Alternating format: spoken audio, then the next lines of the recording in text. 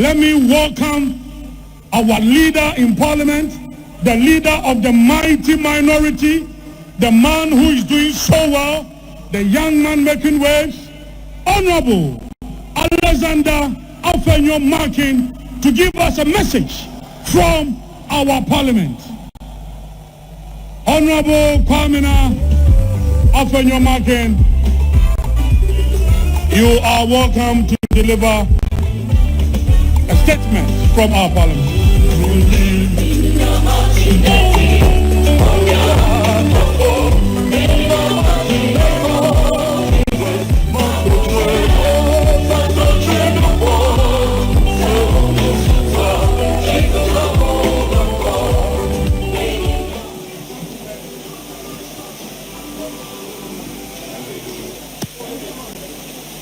Anyongle male jata, jata ela o fiade, ela o la o side, o malo, o malo, o malo, o malo, o malo. Anyongle male jata, jata ela o fiade. Ela o side o malo.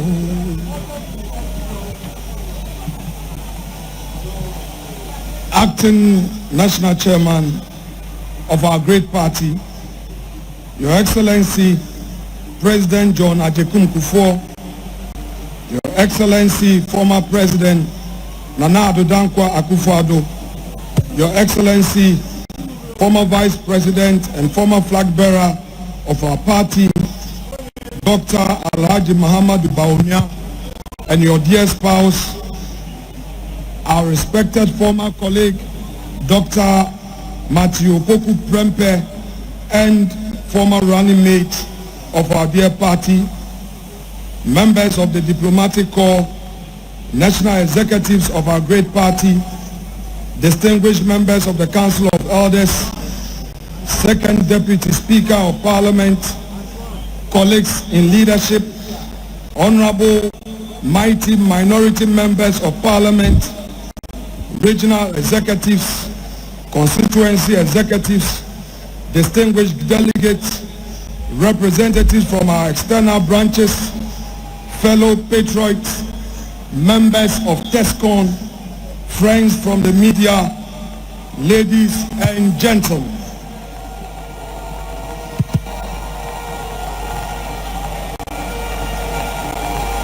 Let us recall the piercing wisdom of our revered former President John Ajekum Kufuor. It is better to be a cleaner in a party in power than the General Secretary of a party in opposition. These words echo with urgency today as we gather in the shadow of our 2024 defeat. A loss that stings not because we failed, but because Ghana is now paying the price for trusting the NDC's hollow promises. Barely months into their tenure, the NDC's betrayal is glaring. New levies on fuel have spiked pump prices, crushing ordinary Ghanaians. Their pledge to end Galamsey has collapsed into chaos. The president calls it a national emergency, yet refuses to declare a state of emergency. Their vow to reset our nation has become a brazen assault on our judiciary, starting with the shameful vilification of our Chief Justice. Their promise of change, a sham, with schemes afoot to funnel our mineral wealth to their cronies. Worst of all, the questionable Ablekumanot rerun, where NDC affiliated tax attacked our candidates, Nana Ekuya-Friye, former MP Hawa Kumsin, and journalists exposed their willingness to trample democracy with violence. The message is clear. NDC is a failure. Ghana deserves better. Our 2024 loss exposed our cracks, internal rifts, faltering resolve, and a message that didn't connect. Yet this defeat is not our end. It is our crucible, fortifying us for the battles ahead. You must channel this moment of disillusionment into a movement of renewal, turning pain into purpose. Let me share a story that should humble all of us. In 2005, a democratically elected leader stood at the gate of American embassy in New Delhi, holding a valid passport, but facing an insurmountable barrier. The United States had denied Narendra Modi a visa, not for any criminal conviction, but because the world had judged him guilty. Imagine that moment of profound isolation. Here was a man who had won the trust of millions, yet reduced to persona non grata on the global stage. The humiliation was complete. The path forward seemed impossible. But Modi made a choice that day that would define not his future, but the destiny of his party and some 1.5 billion people. Today, that same man commands audience at the G20, addresses joint sessions of the United States Congress, and leads one of the world's most growing economies. Recently, he visited our republic and addressed our parliament, stating, "True democracy promotes discussions and debates. It unites people. It supports dignity and promotes human rights." I couldn't agree more. Modi's journey from global pariah to world statesman offers us, the NPP, a roadmap from our current wilderness to future victory. Modi's resurrection began with a revolutionary principle. In a nation fractured by castes, religious, ethnic, and linguistic differences, he declared, "All the citizens, all the voters are my countrymen." Fellow patriots, look around us this very afternoon. Look at the divisions that have sprouted like weeds since our defeat. We cannot, we must not allow 2024 to become the year that destroyed the NPP. From this moment, we speak with one voice. We move with one resolve. We are not Achim, Ashanti, Fante, Mamprushi, Gonja, Ga, or Ewe. We are NPP. We wrote patriotism, and political differences must never poison the well of unity. Dear patriots, every political tradition, every movement that has endured storms and achieved victories has been built on one unshakable foundation: unity. Without unity, we are just individuals with ambition. But with unity, we become a force, a party with direction, discipline, and destiny. Unity does not mean uniformity. It doesn't mean we all agree on everything. It means loyalty to a shared purpose. It means commitment to the flag, the same values, and the same future. The NPP has never been merely a political organization. We are a tradition built on the sweat, sacrifice, and convictions of patriots who came before us. Patriots who believed in liberty, human dignity, the rule of law, and the boundless potential of the Ghanaian people, realized through the active participation of the private sector. Values must be our compass, especially now. For us as a party, the Modi story is instructive. The lesson for us is simple. It is possible to rebuild, and leadership is empty without a united party. Like the BJP, we have known both power and opposition. We have faced criticism and internal differences. But unity is the absence of is not the absence of disagreement. It is a decision to prioritize collective strength over individual ambition. If we are to reclaim our position of leadership and trust, we must first reclaim the spirit of unity, discipline, and shared purpose that build this party. We must reconnect with the base, re-engage the grassroots, and rise together, not as isolated contenders, but as a unified movement driven by conviction and clarity. Like the BJP, our party too must rediscover the principle and the ethos that define our founding fathers. We must rebuild, yes, but not as a scattered stones. We must rebuild together, brick by brick, anchored in our values and in the unshakable belief that no individual is bigger than the NPP. That belief must reflect our tone, our language, our strategy, and most importantly, in our posture towards one another. Internal discord, suspicions, and disunity have cost us. We must learn from our losses, and we must do so quickly. And I ask again, what are our values?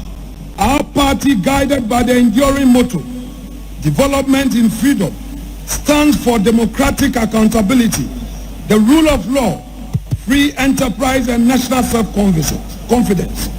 Rooted in the Dankwa Dombo Buzia tradition, we are inspired by a deep sense of perseverance, resilience, and an unyielding faith in Ghana's manifest destiny as a free, just, and prosperous society of opportunities. We believe in building a nation where every Ghanaian, regardless of the circumstance of birth, gender, ethnicity, or religion, must be offered the chance to rise through merit, effort, and enterprise. Our vision of a property-owning democracy has evolved beyond land or housing to mean giving every citizen a stake in national progress through education, healthcare, financial inclusion, and decent jobs. Every child and youth must be equipped with the skills, values, confidence, and opportunity to be entrepreneurial or to climb the professional career ladder. From rural development and bold social interventions to industrialization, the NPP remains committed to inclusive growth, law and order, and empowering all Ghanaians to shape their own destinies in a free society. We believe in inclusive growth that lifts farmers, teachers, traders, and students together. We stand for law and order, the bedrock of peace and progress. We uphold democratic accountability where leaders serve, not rule. Because in this party, we believe Ghana's greatness lies in the hands of her people. Your sweats, your courage, and your dreams. In freedom, you, the Ghanaian, are the author of your destiny. This is our covenant. They are the binding principles of the NPP. The NPP has never been a party of despair. We are a party of destiny. But that destiny will slip from our hands if we allow disunity, bitterness, anger, and self-interest to consume us. Let us end the hate campaigns and the subtle sabotage. It is time to choose unity over ego and party over self. If we fight one another, we will end up falling together. But if we fight for one another, we shall rise together. We have known victory and defeat. We've made mistakes, but we are not a broken party. We are only a battle-tested party. We must not allow current challenges to blur our vision or break our ranks. Yes, we have differences. Yes, we've made mistakes, but we must never forget we are what we stand for and where we are going. Let this be a reminder. No matter how talented a leader is, they are nothing without a united, disciplined, and visionary party behind them. That symbiosis Leader and party rising together. It's what we must seek to achieve. No individual can make it alone. Everyone needs the party. Since the NDC government assumed office in January, we've witnessed a very disturbing development. Intimidation of our party members and a dangerous trend of persecution of our leaders and supporters. These attacks are not random. They are strategic attempts to weaken us, but they will fail. They will fail because our response will be unity. Our motto moving forward from today should be touch one, touch all. When one of us is touched, all of us must rise. We are one family, and the strength of our family is its loyalty in crisis. If we choose unity over ego, purpose over personal ambition, no force can ever stop us in 2028. When we are united, no external force can divide us. But when we are divided, even our strength can be used against us. Rebuilding does not mean avoiding or overlooking our differences. It means confronting them with maturity. It means refusing to let factions become permanent fractures. It means calling each other back to the center, the core which brought us this far. Your servant in Parliament hereby assure you through me that the NPP caucus remains resolute. We are not retreating. We are strong, united and committed to the values and ideologies of our party. We shall continue to defend the legacy of our party in Parliament, hold government accountable, and show the Ghanaian people that we remain the better alternative. To our aspiring candidates, let this be a season of sober reflection. There is room for all of us at the table, but there is no room for selfish ambition. Let us rise above the temptation to win at all costs and choose instead to serve at all costs. Delegates, the future of our party rests in the choices we make today. Let us choose unity over division. Let us all rally around our elected leaders and reignite hope among our base. To our grassroots, you are the lifeblood of this great tradition. Your sacrifices, your patience, and unwavering loyalty have kept us afloat in seasons of triumph and in valleys of loss. And so to you, I say, hold on. Do not lose hope. We shall rise again. The elephant has only stumbled. It has not been defeated. You have never given up on us. And we, your servants in Parliament, will never give up on you either. And to our youth, you form the majority, and your energy, your voice, and your ideas are not just welcome, they are essential. TESCOM, this is your moment. Stay grounded to our values. Stay focused on the bigger picture. Know that the future of this party belongs to you, the TESCOM youth, and our youth scattered all over the country. Learn from the elders in Parliament. Don't insult them. Engage them. Absorb their wisdom and grow with a strong conviction of our party and what it stands for. That way, you can also lead with clarity, build with purpose, and sustain the NPP legacy that has been entrusted to you.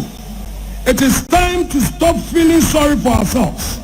Yes, we lost 2024 elections in a big way, but let us be clear. This was not a defeat born out of failure. It was a perfect storm of adversity no government in the Fourth Republic has ever had.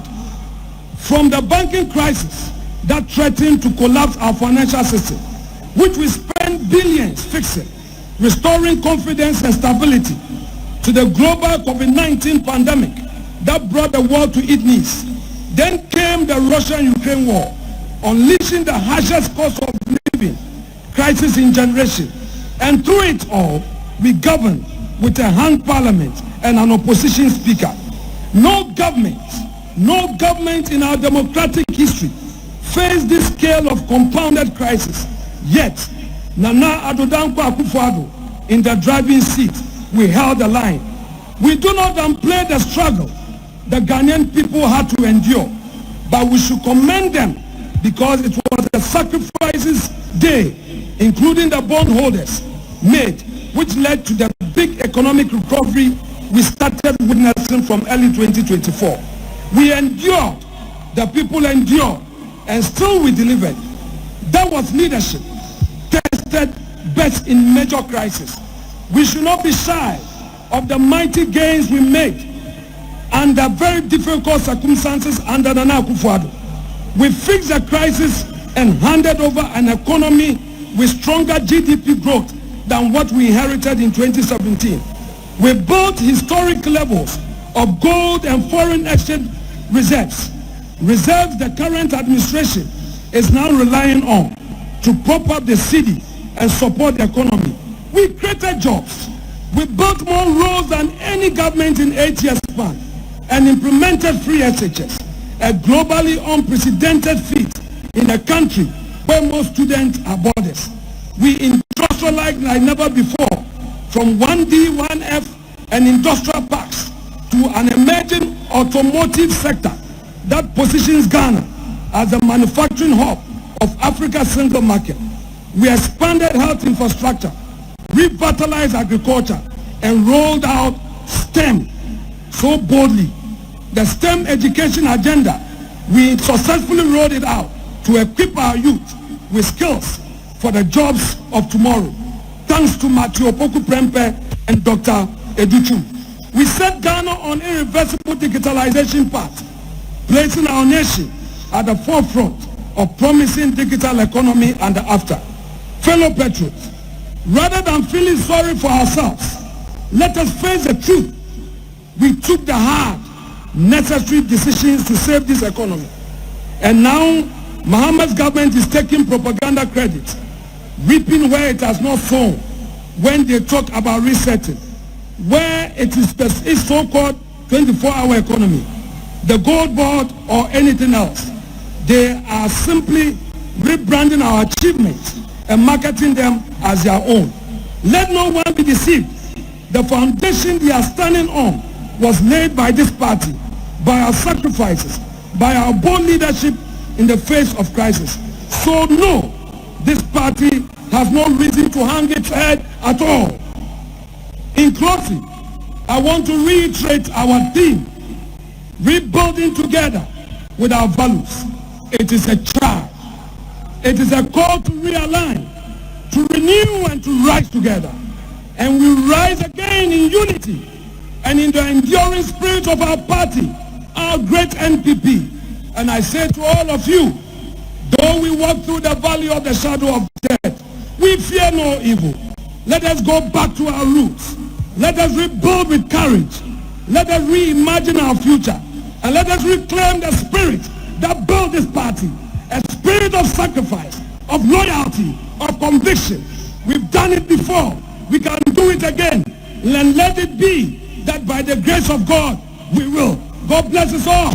God bless the NPP. And God bless our beloved nation, Ghana. Thank you so much.